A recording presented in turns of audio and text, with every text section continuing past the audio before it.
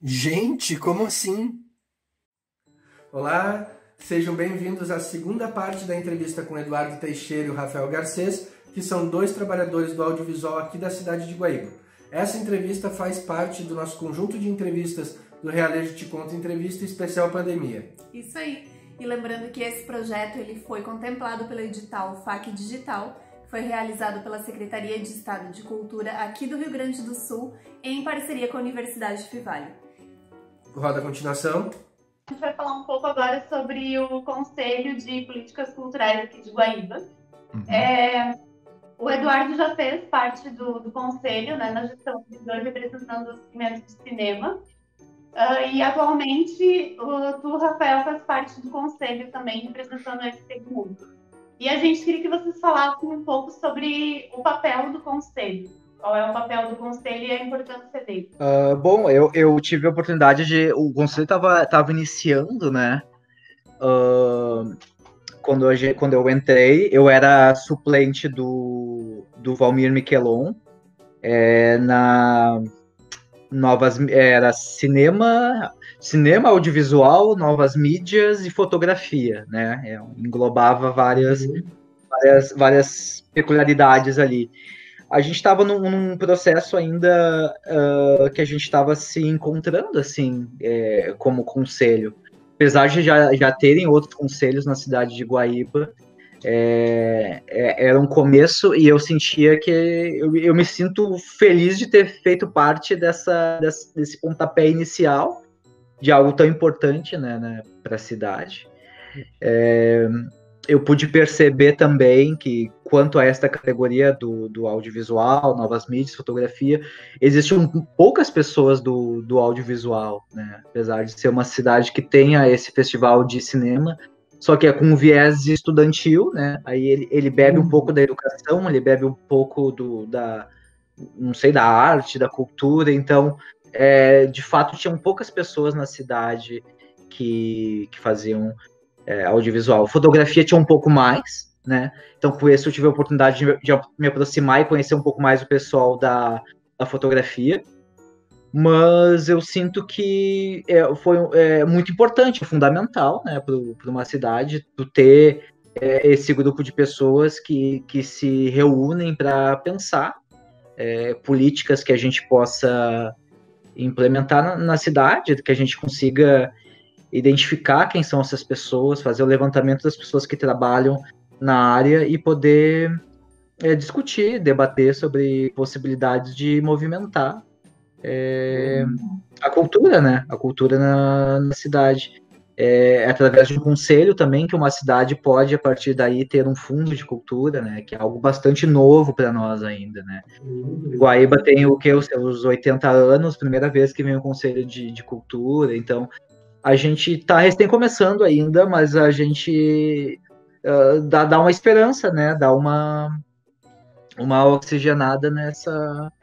Enfim, de começar a trabalhar. É um começo, né? Para a gente começar a construir algumas coisas na área da cultura, né? O Rafa agora está na segunda etapa do conselho, né? Na segunda formação, digamos assim, né? Então ele pode... A minha percepção quando eu sentia que a gente estava num processo ainda de se encontrar e se entender como conselho, né? Agora a gente está numa segunda etapa para... Até às vezes eu converso com ele ainda, né, Rich? Rafa, que a gente fica para ver como é que estão as coisas por aí, né? De alguma forma eu busco também ficar mais ou menos perto, assim, porque de fato eu me importo, né, com o que está acontecendo, sou da cidade, então eu tenho vontade de ver as coisas acontecerem também, né? Então o Rafa pode falar um pouquinho agora como é que estão as coisas, né, que eu passei para ele esse cargo, né, tá? Ele e o Pedro Molnar agora também, né? Sim. Eu atualmente eu ocupo cadeira de suplente do Pedro Molnar, né? Mas como o Pedro, ele é um cara muito mais voltado para fotografia e eu sou um cara muito mais voltado para o audiovisual, a gente acaba dividindo, sabe? Claro, ele me ajuda nas questões que eu preciso, eu ajudo ele nas questões que ele precisa, né? Mas a gente achou que atuando assim seria mais produtivo, né? Como o Eduardo falou, assim, eu sinto que a primeira formação do conselho teve o trabalho de montar um conselho, né? Que não é só juntar um grupo de pessoas numa sala e vamos fazer políticas culturais, né? Existe toda uma questão de uma articulação de entender os poderes que o conselho tem, o que o conselho pode fazer, o que o conselho não pode fazer, que isso foi o papel da primeira formação, né? Então, é uma coisa que nós, quando assumimos, já recebemos mais pronto, né? É claro que nesse meio tempo houve algumas mudanças culturais que o conselho tem que se adaptar também, né? Por exemplo, a questão das novas mídias, que antes era focada nesse segmento, ela caiu. Porque não fazia mais sentido falar em novas mídias só voltado para o audiovisual e para a fotografia. E depois da pandemia faz menos sentido ainda, entendeu? Que já é uma coisa que ela está dentro de todos os segmentos culturais. Então foi uma coisa que ela foi descentralizada, né? Ao mesmo tempo, eu sinto que o papel do conselho tem sido, nos entendemos como conselho. Agora, nós precisamos nos entender como segmento. Quem é o segmento do audiovisual? Quem é o segmento, no caso pessoal do teatro? Quem é o segmento da música? Quem faz? Quem é a pessoa que faz atividade cultural nessa cidade? Que era uma resposta que nós não tínhamos ainda inicialmente. E que o Conselho agora está buscando articular para a gente saber quem que forma os determinados segmentos, para a gente saber para quem nós estamos fazendo políticas públicas, né? Uhum. E para ouvir essas pessoas também. Para que as pessoas... Exatamente. Porque senão não adianta nada tu fazer. Eu sou só uma pessoa. O que eu posso achar do que eu acho que o segmento do audiovisual precisa, talvez não seja que a comunidade ache. Talvez não seja que a comunidade sequer precise. Entendeu? Então eu tenho que conhecer essa comunidade para saber quais são as melhores formas de atuar em defesa delas. Né? Porque o Rafael ele vai passar no Conselho de Cultura, o segmento vai continuar.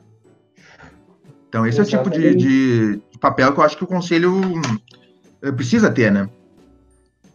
Conhecer e organizar a sua comunidade cultural, né? Dentro do município. Eu acho que, complementando isso que tu falou, né? Eu acho que a função do conselheiro é ele encontrar os pontos fracos e também as soluções para esses pontos fracos, assim, porque ficar apenas apontando os pontos fracos e gerando controvérsia não vai construir nada, né? O conselheiro precisa entender até onde o seu segmento é autossuficiente e a partir de que ponto ele necessita de outros segmentos para existir ou para compor de alguma forma algo diferente, né? Então, o papel do conselheiro é alertar as pessoas para isso também, né? E o conselho é esse lugar onde, mais do que a gente deliberar sobre os rumos da cidade, a gente pode estar deliberando sobre os rumos do nosso próprio segmento, né? Enquanto uma teia de relacionamento, né? Eu vejo o setor audiovisual daqui a pouco necessitando de mão de obra das artes cênicas, o carnaval também precisando, e por aí vai, sabe? As artes cênicas precisando de pessoas criativas do ponto de vista literário, tudo se encaixa, né? O conselho tinha que ser esse lugar de grande encontro, onde os dispostos realmente se atraem, assim, né? E fazem as coisas acontecerem, né? Bom, isso é uma das partes boas, né? A parte esquisita dos conselhos é realmente manter as pessoas motivadas a ponto de quererem construir, né, contra tudo e contra todos, porque a cultura, ela realmente, se tu for parar para fazer a cultura, ela consegue ser, no frigir dos ovos, mais desestimulante do que estimulante do ponto de vista do trabalhador, né? Mas aí é outra história, já são outros perrengues, e já que é para falar de perrengue, eu queria que cada um de vocês contasse algum perrengue que vocês passaram no decorrer da carreira, assim, né? Algum momento que vocês sentiram que poderia dar tudo errado, ou que daqui a pouco deu tudo errado mesmo, e azar, e é legal contar, porque com distanciamento do tempo, tudo fica bonito, né? Eu tenho uma história, assim, eu sempre tive traumas com bandejas, assim, não sei porquê. Sempre quando eu ia no McDonald's, assim, aí eu vi, às vezes acontecia, né, no shopping, assim, algumas pessoas derrubavam bandeja, né, com o lanchinho do McDonald's lá, e ficava, ele não olhava na época, não. E eu sempre tive com essa coisa com bandeja. Aí uma vez eu fui fazer uma figuração de um comercial, Não faz muito tempo, eu acho. Foi ano passado. Eu fazia figuração no comercial e eu tinha que carregar uma bandeja, assim. E eu... Ah, que horror. Mas eu não sabia que tinha que carregar uma bandeja. Na hora lá, eles inventam, assim. Né? Daqui a pouco eu podia até te dizer assim, ninguém me avisou que eu teria que fazer isso, mas tem uma bandeja, e na hora tu quer mostrar serviço, né, ainda mais tu é figurante, né, tu quer aparecer bem, assim, e aí eu segurei a tal da bandeja, mas uma bandeja já tava muito pesada, assim, aquelas bandejas que tu carrega assim, eu tenho aqui assim, né, aquelas de garçom, sabe, e tava cheio de coquetel, umas coisinhas assim, tudo azulzinha e tal. E aí, claro, né, eu derrubei o troço. A minha sorte, mas não foi durante a gravação, tava do lado ali, mas aí foi um desastre. A minha sorte é que não quebrou todos os copos, né? Caiu, um dos copos caiu em cima da bandeja, e aí escorreu aquele líquido e manchou minha roupa, que era o figurino do garçom, entendeu? Tipo, foi um desastre. E aí atrasou tudo, as pessoas só me olhavam com um canto, assim, tipo, uma das vezes que eu mais senti vergonha. Aí tá, mas eles foram super de boas, assim, né? Até o cara que cuida dos objetos lá pediu desculpas. Né, eu botei tinha muita taça em cima, assim, umas taças bem fininhas, assim, tipo. Aí tá, tudo bem. Aí sujei toda a roupa de garçom, aí tive que ir lá trocar de roupa, aí não queria mais de mim garçom, aí me jogaram num canto lá, bem escondido, e pegaram outro pra ser o garçom. Aí eu, tipo, tá, desculpa aí, gente. Acontece, né? Caiu, foi o maior perrengue, assim, tipo, só o mero figurante estragou toda a gravação, assim. Mas não foi tão grave, assim, aqui agora a gente ri nervoso, assim, mas na hora foi, eu fiquei super mal, assim, que droga, era só uma bandeja, tá? E reforçou ainda mais meu trauma com bandejas, assim. Na próxima vez não vou aceitar nem chegar perto. Chega uma bandeja do Adam. Eu sempre tive essa coisa com bandeja, não sei porquê, deve ser uma coisa não sei, de medo de bandeja e tal, e dessa vez não é que veio a bandeja, e eu disse, não, vou encarar esse medo, né, pra superar isso, que nada, que derrubei o troço, foi pior ainda. Mas tudo bem, já passou. Aí cara, tem uma história, eu fiz assistência de produção numa campanha política de Porto Alegre, de não vem ao caso quem, mas houve um dia que... E a campanha política é um processo muito intenso, cara, é um negócio... E chegou e sábado, a gente trabalhava 10 horas por dia, todo dia, e sábado era o dia que a gente trabalhava 8 horas, era menos, né? Aí chegou aquele dia, sábado eu vou sair 2 horas mais cedo, tá bom, né? Aí, de repente, sim, chegou a diretora de produção da base, né? Rafael, uma equipe esqueceu de levar um HD externo em reserva, né? E eles estão sem material, eles não estão podendo voltar agora. Será que tu pode levar o HD? Isso já foi 10 minutos pra mim sair, né, cara? Será que tu pode levar o HD lá pra eles? Não, claro, né? Tipo, vou fazer uma média com a chefe, né? Não, pensei, não, eles devem estar lá na Cidade Baixa, eles estão, sei lá, no máximo, tipo... Ela, não, tá. Tu vai pedir um motorista pra mim? Ela, não, motorista não. Tô comprando passagem de ônibus pra ti. Como assim, passagem de ônibus? Pra quê? Não, isso é lá em Erechim. São quase 6 horas de viagem. Ela, sim, mas tá tudo bem que não tinha. A gente tinha dito, né? Daí fui, né? Com HD externo, negócio caro pra caramba. Manda eles comprar um HD lá.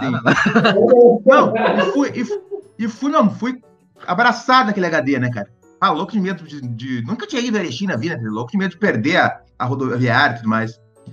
Eu cheguei lá na rodoviária de Erechim, era aquelas rodoviárias meio que fica num lugar meio ermo da cidade, sabe? E não tinha ninguém pra cara. E eu desci lá, liguei pros caras, não estavam lá. Liguei, tô aqui com o HD de vocês. Tá, estamos indo. Cara, no que eu tô esperando, para um carro da campanha rival, cara, na frente. Eu falei, mano, me acharam, eles vão me matar. Vai ser assassinado. Né? Mano, tava te seguindo. Pegaram o HD.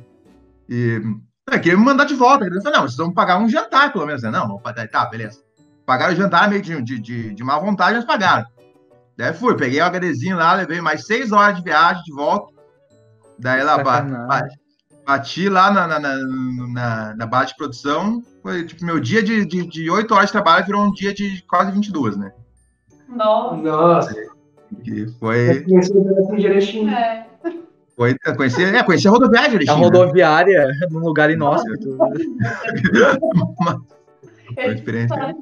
Traz bastante histórias bacanas pra gente, né? A gente sempre conhece um pouco mais dos nossos convidados. E por falar em conhecer um pouco mais de vocês, a gente vai pro nosso próximo quadro, Abre Teu Coraçãozinho.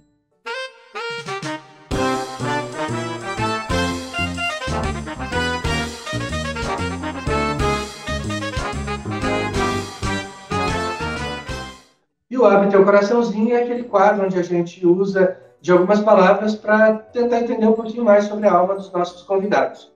É aquele quadro que todo mundo já conhece, tradicionalmente conhecido como ping-pong, né, onde a gente dá uma palavra e a pessoa fala o que ela pensa sobre aquela palavra.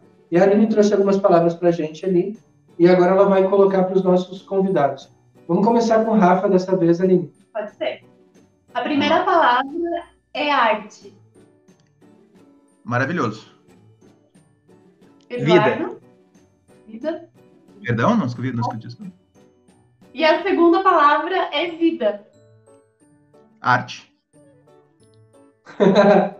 Eduardo? Natureza. Boa. A terceira palavra é cinema. Rafael? Trabalho.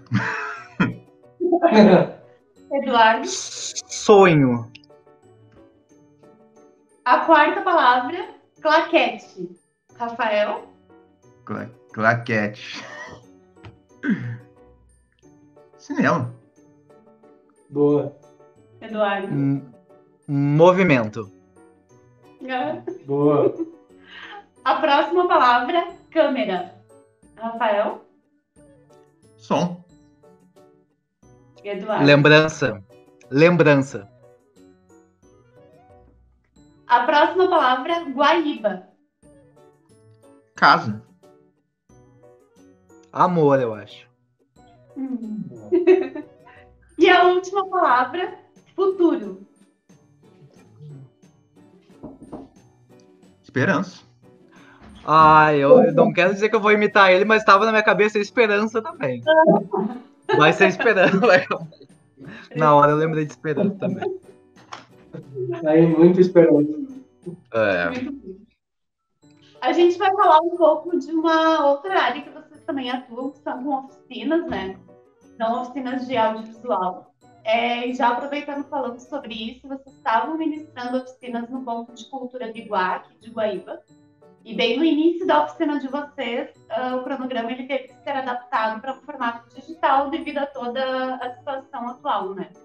E a gente queria que vocês comentassem um pouco sobre esse trabalho de oficinas que vocês ministram e como que foi essa adaptação para o formato digital. Foi tranquilo para vocês? Se houve dificuldades quanto a isso? Rafa, pode começar? A gente começou a se envolver com a questão das oficinas ainda em 2015, eu acho que foi a primeira edição do curso de cinema estudantil. Foi 2015, com certeza.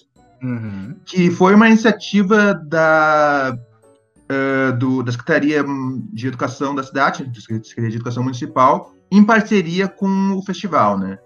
As oficinas elas foram dadas como uma forma de estimular tanto os estudantes como os professores, embora ela foi aberta para a população da cidade em geral, onde a gente ensinava as noções básicas de alguns departamentos da cadeia produtiva do audiovisual, né? Roteiro, a produção. Embora ele fosse focado para o estudante, estava aberto para quem quisesse assistir. A gente seguiu nesse formato durante 3 anos, durante 3 edições, né? Onde não era só eu e o Eduardo que davam, também a gente trouxe professores de diversos lugares aqui da área da Grande Porto Alegre, né? O Jonatas Hubert foi o primeiro que idealizou o projeto começou com ele. A gente ainda tem outros professores que teve aqui, teve a Natasha Ferla, o Gibas Brasil também foi um dos professores que passou por esse projeto e durou 3 anos. Ele teve uma edição em 2015, 2016 e 2018. 2017, não lembro porque a gente pulou um ano. Sim. Exatamente. E foi mais que eu gostei bastante dessa experiência. e o Eduardo pode dizer também. A gente começou, cara, por que a gente não investe nisso, né, cara? Não começa a rodar por aí com essa ideia, né? Aí montamos um projeto, mandamos para algum lugar, chegamos a dar, não um curso completo, mas demos um curso de uma tarde, aí focado para os professores aqui em Guaíba, em 2019. Mas aí em TAPES, eles gostaram do nosso projeto, o município de TAPES, e fomos chamados para dar uma oficina completa lá, né, no Colégio Nentala Calil, onde o Isaac também deu aula, inclusive. E a Aline também. Também, cara, né? Que ótimo. Não sabia. Essa formação eu tive agora. Mas foram 6 meses, né? Não já completar 6 meses, mas foi entre 4 e foi 4, 5 meses, por aí. Que foi uma baita uma experiência também, porque era um público diferente, né? Do que a gente estava acostumado em Guaíba, né? Era só, dessa vez eram só crianças, não tinham professores, nem o público em geral, né? Então já existia uma linguagem diferente. E a gente pretendia replicar isso aqui no Biguá, né? Claro, sempre adaptando, sempre aprendendo, porque, cara, cada oficina é uma oficina que tu aprende uma coisa nova a cada uma delas. O cara que diz, fiz uma oficina e já sei tudo que tem que fazer, esse cara não é de confiança, entendeu? Porque cada uma tu aprende uma coisa nova. Eu digo que eles aprendem muito mais, que a gente aprende muito mais com eles que eles com a gente. É um clichê, mas é real. Mas daí a gente chegou a dar a primeira aula, né, Eduardo? O Eduardo, inclusive, deu a primeira aula. E aí estourou a pandemia, né? E eu nunca tinha dado aula no formato online. O Eduardo também não, né, Eduardo? Não, também não. Então foi para mim foi complicado no começo de se adaptar, né? Porque tu não tem a troca com o aluno, né, cara? Que eu acho que é essencial.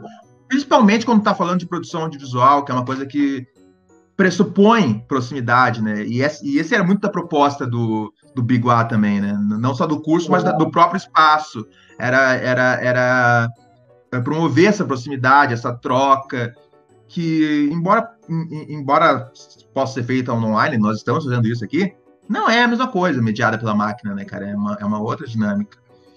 E a própria produção do filme não que a gente fosse produzir exatamente um filme, mas dos exercícios que seriam feitos tinham sido pensados para ser presenciais. E não tem como montar uma equipe ali para filmar à distância, entendeu? A não ser que tu faça uma animação ou um filme de desktop, que é um tipo mais novo de se contar uma história, né?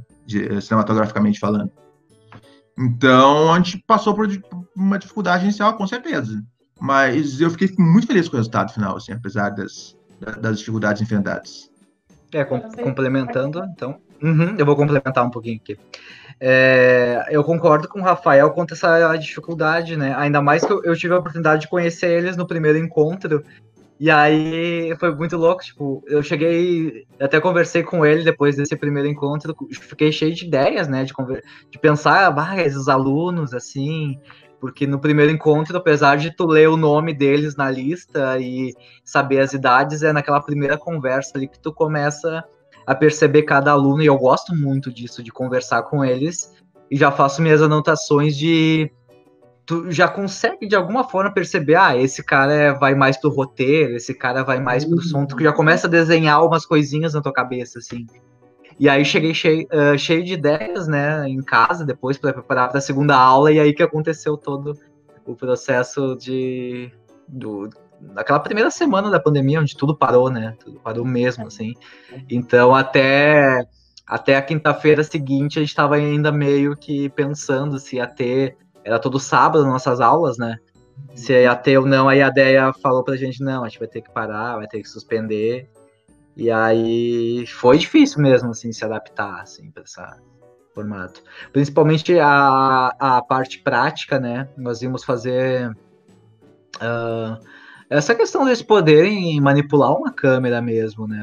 Faz diferença estar do lado, assim, e tu trocar na hora com eles, enfim, a questão de algum enquadramento, alguma configuração, né? Quando se trata de tecnologia, tem muita coisa que eles podem ficar com dúvida na hora de fazer o enquadramento, a gente poderia já ajudar e, enfim, assim, a gente não tem nem como saber se de fato eles pegaram Até a gente sabe porque a gente dá um exercício final ali, mas nem todos fizeram exercício daqui a pouco. Tu não sabe se alguém conseguiu explorar do jeito que a gente queria, né? As coisas. E sendo no ao vivo, no presencial, a gente já conseguiria ter esse controle maior de pelo menos fazer a nossa parte de passar, né? E ali a gente não sabe muito bem o que está acontecendo. A outra questão é a segunda oficina, a gente dividiu em 2 partes, né? A gente tinha uma segunda oficina que era de edição de imagens, né? Eu lembro que a Deia, né, que é uma das coordenadoras do Biguá, ela e o Arachane, eles investiram, inclusive, em computadores, né, físicos, para a criança poder sentar lá e, tu vê, e justamente pensando na possibilidade da pessoa não ir em casa, né, não ter acesso ao programa e tal, da gente poder, quase semi-particular, com um grupinho pequeno lá, sentar, ajudar eles, e aí não tem essa troca também, né, e daí tu fica, fica se sentindo devendo.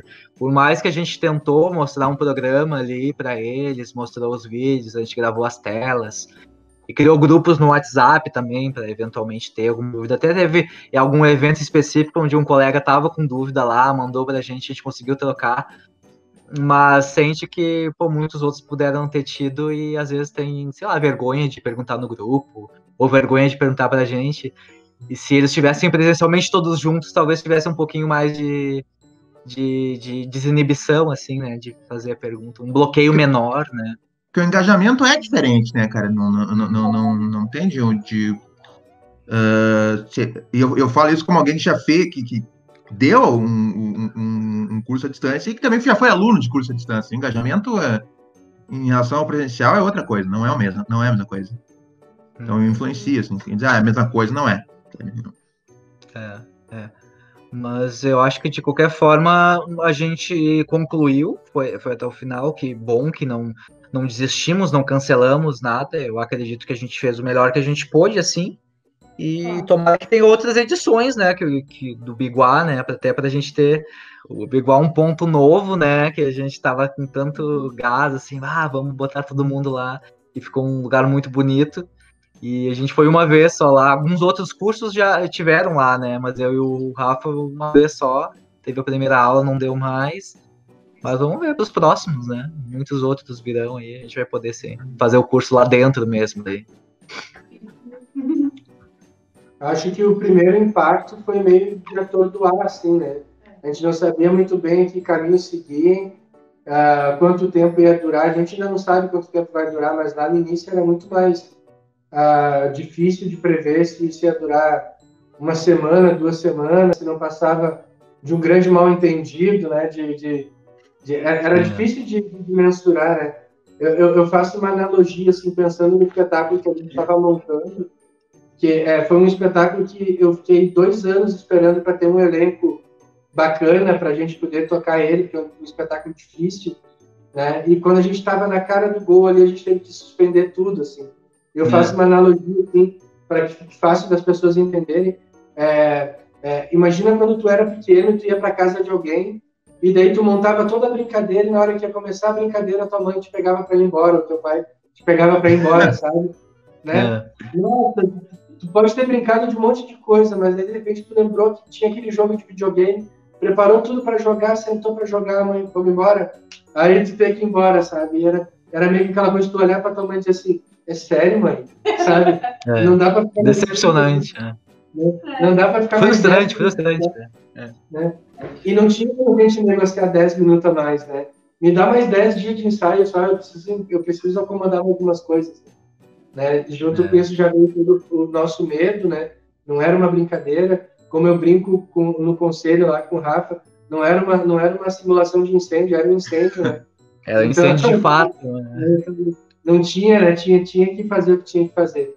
E aí, depois desse perrengue, durante essa primeira fase do perrengue, até agora, eu fui construindo ações, né, para tentar, pelo menos, diminuir um pouco do nosso prejuízo, né, ou do nosso ostracismo até, né.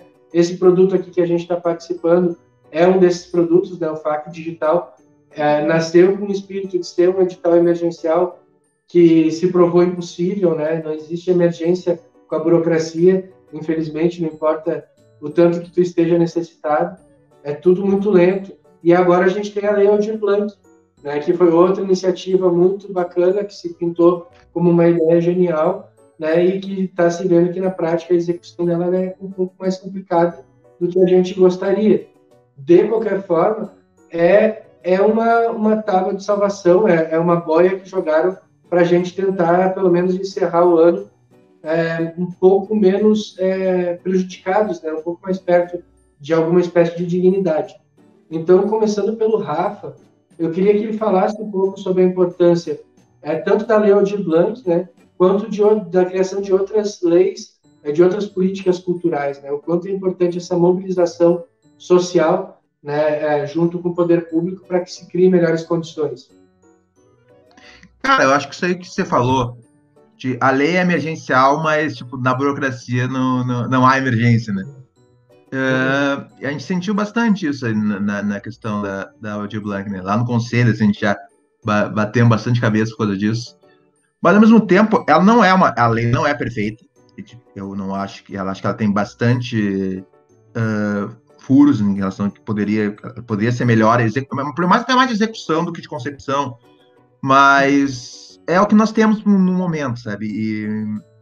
E a gente já teve situações em que o trabalhador da cultura não teve nada.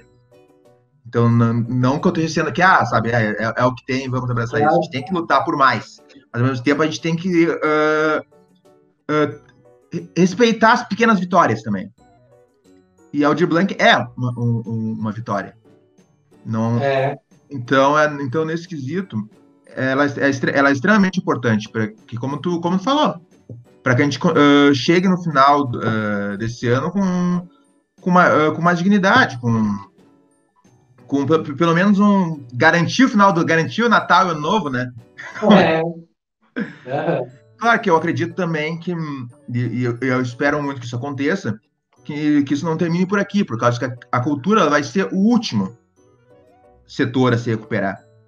Se até mesmo a poderosa Hollywood, entendeu? Quando a gente está falando em termo econômico e mundial, a poderosa Hollywood está tomando baques gigantescos, entendeu? De estúdios aí estúdios gigantes pedindo empréstimo. O que sobra para nós, pequenos trabalhadores culturais, né? Então, isso é algo que vai ter porque a gente vai ter que enfrentar a crise enquanto a pandemia existir e o pós-crise também, que terá esse vácuo, né? Porque a vacina não vai aparecer, as pessoas vão correr para o teatro, vão correr para os espaços públicos, vão correr para o cinema. Isso não vai acontecer, né? Até porque a gente sabe que quando o bolso aperta, a primeira coisa que as pessoas cortam, a grande maioria, é a cultura. Então, o trabalhador cultural vai sofrer bastante ainda nos próximos meses. Então, eu espero que a gente esteja apoio do nosso governo em relação a isso, né? Não fique só na Aldir Blanc. Edu? Eu acho assim, nós como trabalhadores, é a nossa profissão, independente se a gente tem alguma outra fonte de renda, né, que muitos às vezes não vivem só da sua arte, né, porque as minhas não conseguem, não tem condições, mas a gente está sempre podendo estar fazendo a nossa parte também, como aqui no caso na cidade o conselho, eu apesar de não estar no conselho, eu estou sempre procurando estar informado ou estar perto das pessoas para a gente poder unir forças, né? Que a gente consiga cada vez mais os diversos departamentos consigam se unir e fazer uma pressão no governo, né? Talvez muita questão dessa lei emergencial ter os seus problemas sejam um pouco do reflexo do que estava acontecendo no descaso, né, na cultura, né, questão do governo, né. A gente sempre teve dificuldades, né, na questão cultural, do cinema, do teatro no país, mas com esse governo as coisas pioraram drasticamente, né. Eu até confesso que eu fiquei surpreso que houve a Aldir Blanc, né, mas parece que foi uma coisa tipo, tem que fazer, sabe, porque por pressões de vários lados. Mas, enfim, se tem, tá aí, vamos aproveitar, mas a gente tem que ficar de olho que isso continue, né? Eu acho que é muito da classe artística se unir, né? A gente precisa se unir cada vez mais, assim, para defender o nosso espaço, né? Para mostrar que a gente tem importância, né? Que a gente não a gente tem um fundamento, né, no país, a gente tem o nosso lugar, nosso papel também, e a gente ser respeitado, né, e ser visto como trabalhador mesmo também, né. Isso aí que o Eduardo falou faz todo sentido, a questão de nós nos unirmos como classe, né?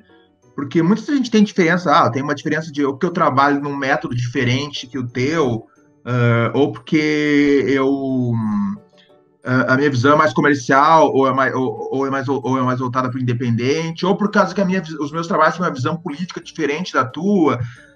Às vezes os trabalhadores deixam de unir forças por questões, sabe, que não é o momento de se dividir agora, sabe? Essas diferenças, lida com elas depois. A gente está num momento de crise em que quanto mais juntos nós estivermos, melhor. Entendeu? Então, isso é um apelo assim, que eu deixo, assim, que eu ainda vejo acontecer. Que o trabalhador cultural de Guaíba, mas não só de Guaíba, de todos que estejam nos assistindo, deixe essas diferenças de ideologia e até de visão de como aplicar o trabalho de lado, porque nós todos somos trabalhadores culturais, nós todos precisamos de auxílio nesse momento. E se a gente pudesse se auxiliar, já é um começo. Sim.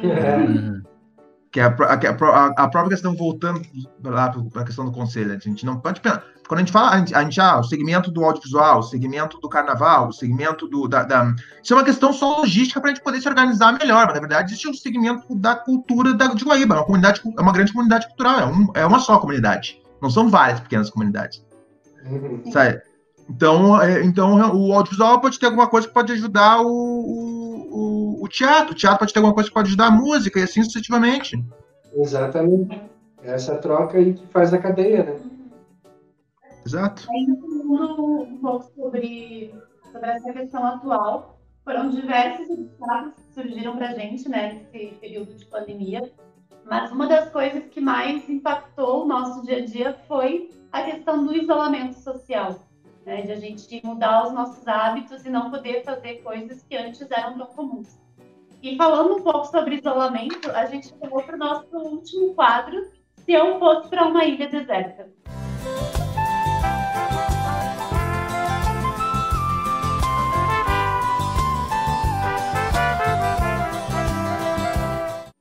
O Se Eu Fosse para uma Ilha Deserta é o quadro onde a gente usa um pouquinho mais do talento de improvisação dos nossos convidados, separando 3 objetos de uso duvidoso que eles levariam ou não levariam para uma ilha deserta, né? A gente vai mostrar os 3 objetos e vai fazer 2 perguntas. A primeira pergunta é: qual dos 3 objetos que levaria com toda certeza para uma ilha deserta e por quê? E a segunda pergunta é: de qual dos outros 2 objetos ele não levaria de forma alguma para uma ilha deserta e por quê também. Então, a Aline vai começar a mostrar, ela vai levar bem pertinho da câmera, os 3 objetos. O primeiro objeto é o T de tomada, desse tradicional, né? Não é 3 pinos, né? Então tem... então não dá. Então não dá, né? Ok. O segundo objeto é um cotonete, um único cotonete, não é a caixinha do cotonete, é só o cotonete. Um sensacional cotonete, um haste flexível, né? Cotonete é marca. Eu não quero fazer propaganda. E o terceiro sensacional objeto é uma tampinha de garrafa PET, 2 litros, né? Com essa cor praticamente não dá para saber qual era o refrigerante. Né? Não vamos citar marcas aqui. Então, perguntando primeiro para o Eduardo. Eduardo, desses 3 objetos, qual deles tu levaria sim ou sim para uma ilha deserta? E por quê? A tampinha eu levaria. Levaria a tampinha. Hã? A tampinha. Não, então a tampinha tá numa ilha, né? Não sei, daria pra usar pra, de repente, tomar um pouco de água, assim. Eu sei que pega pouquinho, mas dá pra tomar um pouco de água. E dá pra usar também, botar areia dentro, pra fazer castelinhos, assim. Dá pra fazer formas, uma coisa pra brincar mesmo, assim, pra passar o tempo, né? Sei lá quanto tempo eu vou ficar lá. e um mini copinho, um shotzinho, assim, não sei. Dos 3 eu achei que a tampinha pudesse ter mais utilidades, assim, do que... Interessante. E tu, Rafa? Aí eu levaria o cotonete das 3. O cotonete, ele é fino, ele pode... Ele pode entrar nas frestinhas das árvores, se eu não tiver uma fonte de alimento, tiver que ir para as formigas, entendeu? Pode servir para isso, entendeu? Então tem essa questão aí. Então ele... Interessante. Eu levaria o cotonete por causa do estresse, aí tu bota o cotonete na orelha aqui. Tem essa coisa também, dar aquela coçadinha, assim, né? Pode ser. E dos 2 objetos que sobraram, Edu, qual deles tu não levaria? Entre o cotonete e o T, qual tu não levaria? Eu acredito que o T, né? Não sei se teria energia elétrica lá. E a não ser para energia elétrica, eu não consigo ver que outra utilidade eu poderia dar para ele além disso, né? No máximo como um objeto de decoração ali, né? Se eu tiver uma cabaninha e tal. Mas o T eu acho que não teria utilidade, né? O cotonete para isso tudo que vocês falaram, né? Coçadinha ali na orelha, né? Dar uma relaxada. E o T, de fato, eu acredito que não vai ter funcionalidade nenhuma nessa ilha, né? Então, o T pode jogar fora, não vou levar, não. O T não. Mas vamos ver, vamos tentar dar uma chance pro T. Rafael, qual tu não levaria de jeito nenhum? Eu não levaria a tampa, eu levaria o T, porque não levaria a tampa. Porque o T são 2 pinhos que eu poderia usar. Entendeu? Ele é um pouquinho mais grosso que o cotonete, mas acho que ele também funciona, entendeu? Para esse tipo de coisa. Então, para raspar, assim. E ele é ferro, então ele é mais resistente, entendeu? Então, é verdade. Eu poderia preservar o cotonete mais, entendeu? Boa ideia. Só. O que é uma segunda opinião, né? Tá certo. Tampinha eu não vejo utilidade que eu fazer com uma tampinha, entendeu? Não usa nada com tampinha. Pode tomar. Eu tenho mão pra fazer concha. E eu mas é mais civilizado, lembrando copo. Não, já vi um monte de gente tomando. Eu já tomei. Tu nunca foi beber água à noite e não tinha copo limpo, tu ficou com preguiça de tomar no copo limpo e tu tomou direito a mão? Eu já fiz isso. Eu sinto muito. Eu já fiz isso. Revelações. Agora, tampa de garrafa, nunca tomei. Uma ilha, a tampinha vira um copo de cristal, né, cara? Só tem essa seleção. Sei lá. A gente já vai encaminhando agora para o final da entrevista, mas a gente sempre pede para os nossos entrevistados deixarem alguma indicação ou de filme ou de algum livro que vocês estejam lendo no momento, alguma peça de teatro, enfim, o que vocês quiserem indicar para quem está assistindo a gente. Posso começar? Não, é um filme, assim, que na verdade eu já tinha assistido ele, mas eu revisitei ele, principalmente pela vibe do teatro, né? Como eu voltei para o teatro e fala um pouco de bastidores do teatro. É o filme Birdman. E aí eles estão... É um ator que, digamos, está esquecido, né? É um ator que já tem uma certa idade e ele resolve bancar uma peça de teatro na Broadway, né? Com as finanças dele para dar esse estouro de mostrar que ele interpretou super-heróis no cinema e agora ele quer ser, digamos, um ator de verdade, assim. Ele quer ir pro teatro, para todo mundo. E tem muito essa vibe dos bastidores do teatro. E aí eu analisei com mais cuidado esse filme, né? Tem toda a questão da técnica, né? Que ele é, digamos, um plano sequência. O filme todo é um plano sequência, né? Mas além disso, eu comecei a prestar atenção na narrativa, né? Nas atuações. Então, ele é um filme ele é bem envolvente, assim. Tem coisas bem interessantes. Eu revisitei ele, tem algumas falas, algumas situações, a relação desse ator com a filha dele também, que é a Emma Stone que faz.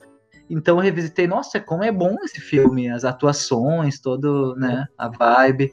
Então é um filme que eu revi ultimamente e eu indico, assim, que dá para aprender bastante coisa do audiovisual e um pouquinho de bastidores do teatro também, né? Quem gosta desses filmes que falam de bastidores de obras, né? A gente tem muitos filmes que falam de bastidores de filmes, né? Esse é um filme que fala de bastidores do teatro. E aí, legal.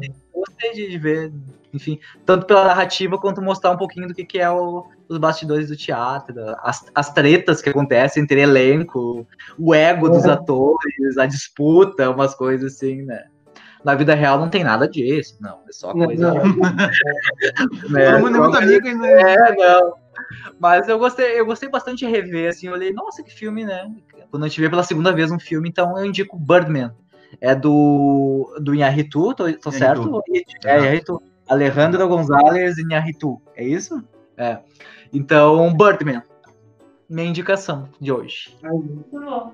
Ótima indicação. E tu, Rafinha? Ficando nesse universo do teatro, mas que eu acho que vai além dele, não só do teatro, atuação em geral, mas que vai além dele, eu indicaria o documentário Jogo de Cena, né, do Coutinho, né?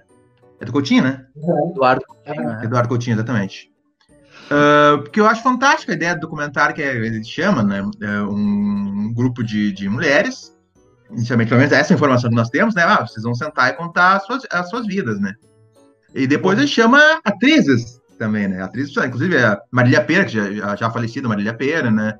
A Fernanda Torres, a chamada também, essa que está no ar agora com Andréa Beltrão. Mas, tá, elas vão atuar, né? Elas vão reproduzir as histórias das mulheres comuns também, né? Mas aí o filme começa a fazer umas viradas, porque de repente a atriz está contando a vida dela, de repente aquela mulher que tu acha que está contando da vida dela não está contando a vida dela, é uma atriz não conhecida contando a história de outra pessoa. Então tu começa a perceber que qualquer pessoa que vai contar uma história, e isso independente de ser um ator, ele está atuando. Porque tu tá contando uma história, tu tá atuando, tu tá guiando a história. Ao mesmo tempo que o ator, ele não tá só atuando também, ele tá trazendo um pouco dele pro papel. Então, ao mesmo tempo, todos nós, os atores, eles falam a verdade quando estão atuando, e nós, quando estamos falando a verdade, também estamos atuando. Então, o filme tem uma mensagem muito legal, assim. Eu recomendaria Jogo de Cena fortemente, assim. E em termos de livro, para quem quer saber um pouco mais de cinema, assim, dos bastidores, de como os diretores pensam os filmes, tem um livro que se chama Hitchcock Truffaut, que ele é basicamente um livro de entrevistas do François Truffaut com o Alfred Hitchcock, que ele passa toda a filmografia do Hitchcock, né? E o livro ele tem uma linguagem muito acessível, é muito fácil de se ler, né? Porque ele é uma grande conversa desses dois grandes gênios do cinema, né? E aí vamos vendo todo o processo de criação de clássicos, né? Como Psicose, Janela Indiscreta. E é engraçado que, ao mesmo tempo, a gente vê esses dois caras e até discordam sobre a obra de um deles, sabe? Tipo, o Hitchcock fala, esse filme que eu fiz aqui é uma droga. E tu falou, não, mas esse filme que tu fez é muito bom, tá errado. Entendeu? Então, ele é um livro de fácil acesso, assim. E gostoso de se ler. Então, eu recomendaria esse livro, de Hitchcock Truffaut. Ah, que massa, cara.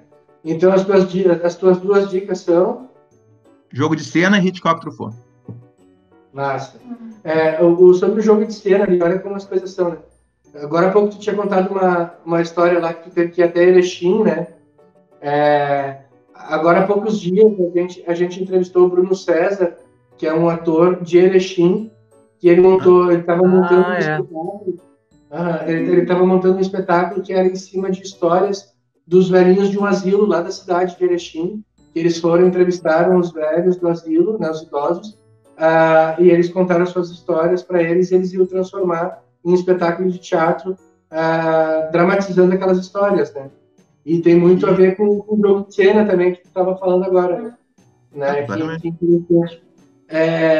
Ainda explorando um pouquinho, né, nessa mesma seara da indicação, mais um pouco do pessoal, na minha coluna no jornal eu faço essa pergunta e eu gosto de repetir ela aqui também, que a gente vai começar com o Eduardo respondendo agora, que é: se tu pudesse ser um personagem, se tu pudesse montar um espetáculo ou fazer um filme, né, quem tu gostaria de fazer, o que tu gostaria de montar? Né? Eu falo, para facilitar para as pessoas, eu brinco que eu gostaria de ser Don Quixote, né? Ou gostaria de ser algum personagem de algum filme brasileiro bem barra pesada, assim, sabe? Porque eu acho que o filme brasileiro representa muito o povo brasileiro, né? O jeito que a gente é, a nossa realidade, né? Então, até mesmo um filme barra pesada, eu não me imagino num filme, um blockbuster dos Estados Unidos, mas me imagino num filme de favela feito aqui até na base da guerrilha, assim mesmo, né? Então, Edu, se tu pudesse montar alguma coisa, ou pudesse ser um personagem específico, o que tu gostaria de fazer? Eu não tenho um personagem específico, mas é um tipo, assim. Eu gosto muito de tramas de suspense, assim, e eu gosto de tramas até um tanto novelesco, assim, né?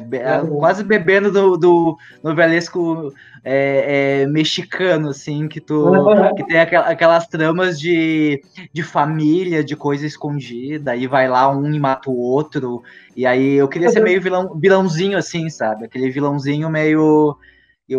parece bonzinho, mas bem duas caras, assim. E aí vai lá e mata o outro, tá sempre armando uma coisa aqui. Mas é um bom moço, tipo um anjinho na frente dos outros, manipulador. Isso é uma coisa que eu acho legal. Ser esse personagem que vai para os dois lados, assim, consegue manipulador, esse personagem bem malvadinho, assim.